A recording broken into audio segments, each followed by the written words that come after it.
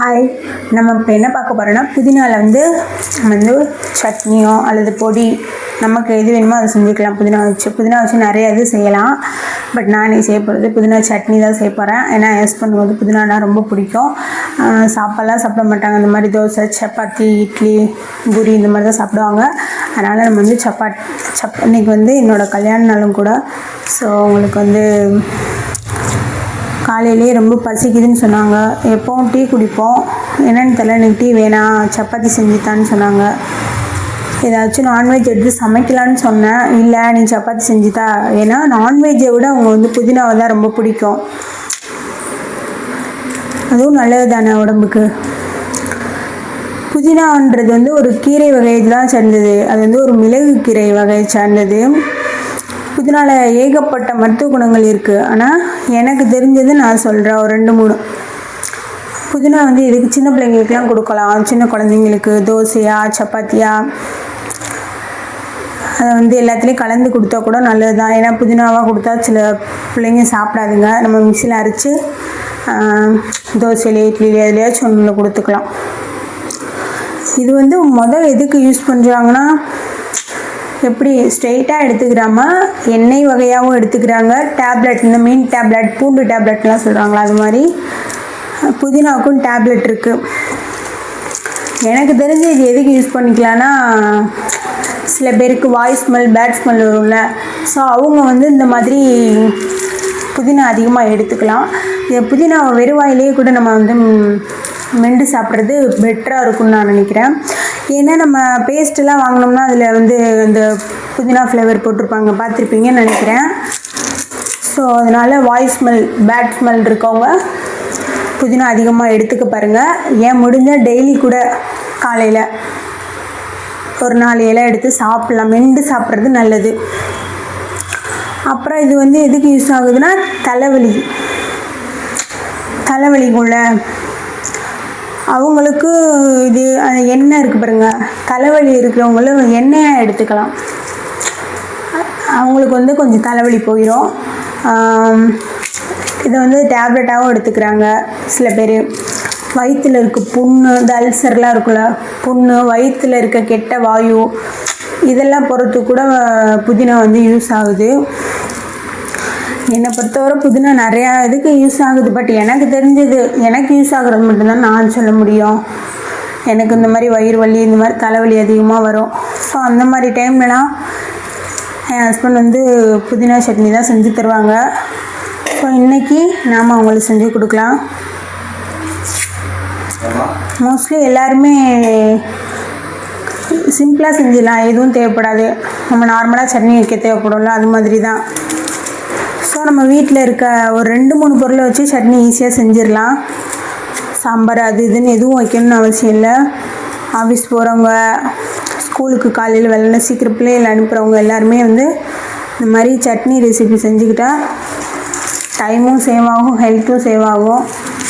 So முடிஞ்ச அளவுக்கு குழந்தைங்களுக்கும் பெரியவங்களுமே இதெல்லாம் நல்லா எடுத்துக்கிறணும். முக்கியமாக டிரைவருங்க நல்லா எடுத்து சாப்பிட்டேன்னா அவங்க உடம்புல சூடு அதிகமாக இருக்கும்ல. ஸோ அவங்க ஹெல்த்தை பார்க்க மாட்டாங்க. அவனா கடையில் போய் சொல்ல மறந்துட்டேன், இதை டீயில் கூட புதினா டீ கேள்விப்பட்டிருப்பீங்க தானே. டீ வகையில் கூட எடுத்துக்கிறாங்க. புதினா எந்தெந்த வழியில் எடுத்துக்க முடியுமோ அந்தந்த வழியில் எடுத்துக்கோங்க. நமக்கு தேவை புதினா நம்ம உடலில் சேரணும். சரியா, நம்ம உடம்புல அது எப்படி வேணால் எடுத்துக்கலாம். அதுக்கு தேவையான பொருள் என்னென்னு பார்த்தீங்கன்னா, வீட்டில் இருக்கிற பச்சை மிளகாவோ பட்டை மிளகாவோ, அது சின்ன வெங்காயம் சேர்த்தா தான் நல்லாயிருக்கும். சின்ன வெங்காயம் இல்லாதவங்க ஒரு பெரிய வெங்காயம் சேர்த்துக்கோங்க. பட் சின்ன வெங்காயம் போட்டால் டேஸ்ட்டாக இருக்கும். ஒரு பட்டை மிளகா, 2 பட்டை மிளகா எடுத்துக்கோங்க. ஒரு துண்டு இஞ்சி எடுத்துக்கோங்க. ஒரு பூண்டு பல் எடுத்துக்கோங்க. சின்ன வெங்காயம் ஒரு கைப்பிடி. கடலைப்பருப்பு கொஞ்சம், உளுந்து போட்டுக்கோங்க. உளுந்து தான் எனக்கு ரொம்ப பிடிக்கும். புளிச்சோறு செஞ்சாலும் சரி, இந்த மாதிரி ஃப்ரைட் ரைஸ் மாதிரி செஞ்சு சாப்பிட்றதுக்கெல்லாம் நான் உளுந்து நல்லாவே சேர்ப்பேன். நல்லா மொறுமொறுன்னு இருக்கும், கடுக்கு முடுக்குன்னு இருக்கும். எனக்கு ரொம்ப பிடிக்கும். பட் இப்போ நான் கிளிப் போட்டிருக்கனால என்னால்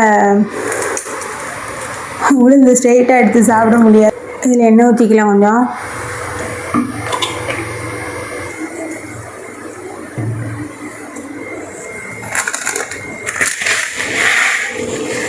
கொஞ்சம் கடுகு,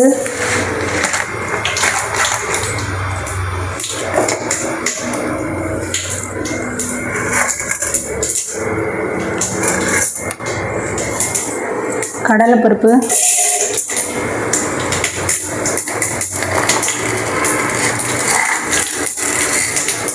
உளுந்து,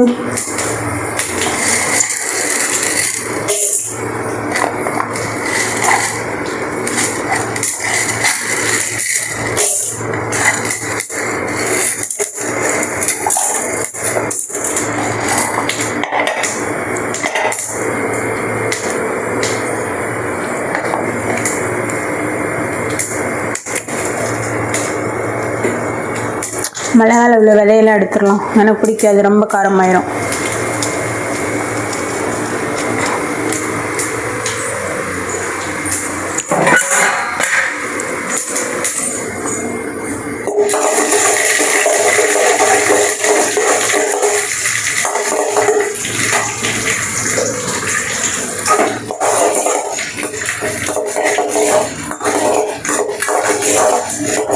கடலைப்பருப்பு லைட்டாக கலர் மாறணுன்னா மிச்சம் எல்லாத்தையும் நம்ம போட்டுக்கலாம்.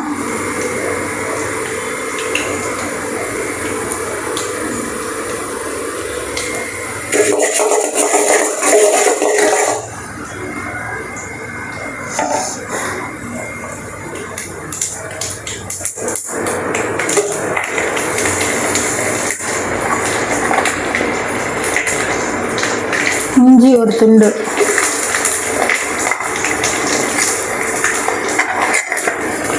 பூண்டு 1-2 சேர்த்துக்கலாம். பட் எனக்கு பூண்டு நல்லா பிடிக்கும். வெங்காயத்தையும் சேர்த்துக்கலாம்.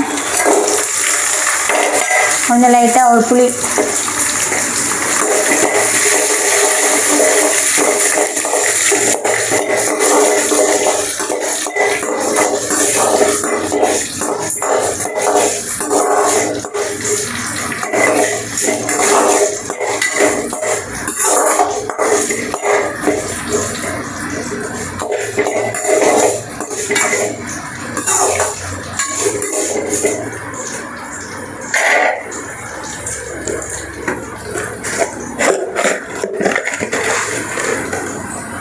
கொஞ்சம் லைட்டாக உப்பு சேர்த்துக்கலாம்.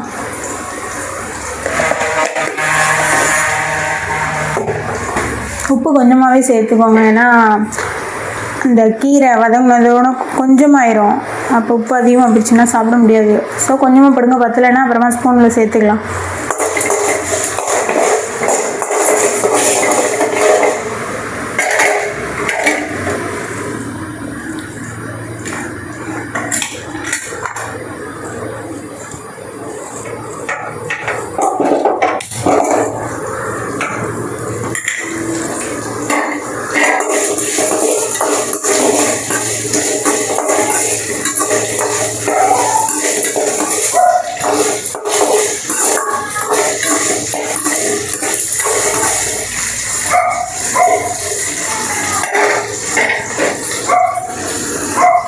கீரையை வந்து அப்பப்போ ஃப்ரெஷ்ஷாகவே செஞ்சுருங்க.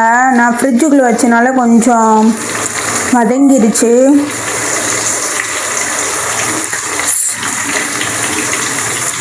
ஸோ இப்போ நம்ம வந்து புதினாவை அதில் வந்து சேர்த்துக்கலாம்.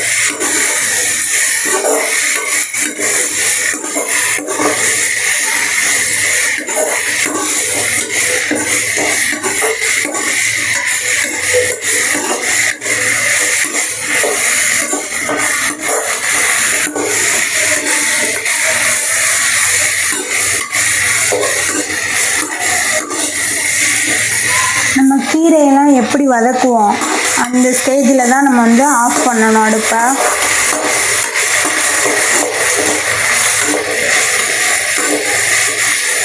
இது ரொம்ப வதங்கணும்னு தேவையில்ல.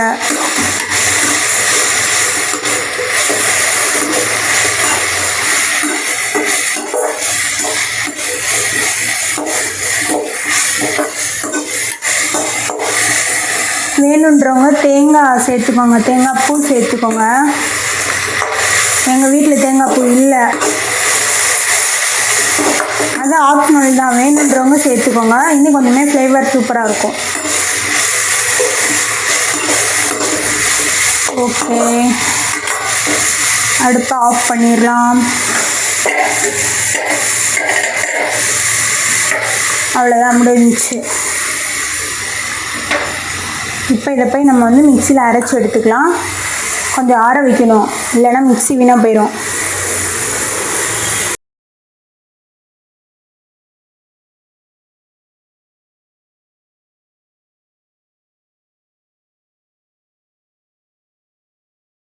மிக்சியில் அரைச்சி புதினா சட்னி ரெடி ஆயிடுச்சு. இந்த புதினா சட்னியை வந்து எப்படி சொல்கிறது, ஃப்ரிட்ஜில் ஸ்டோர் பண்ணி வச்சா 3 நாள் 4 நாள் கூட சாப்பிட்டுக்கலாம். பட் எங்களுக்கு வந்து இன்றைக்கே முடிஞ்சிடும். நாங்கள் இருக்கிறது 2 பேர் தான், பட் என் ஹஸ்பண்ட் 2 தோசைக்கே முடிச்சு விட்ருவார். ஸோ புதினா அவ்வளோ டேஸ்ட்டாக இருக்கும். So try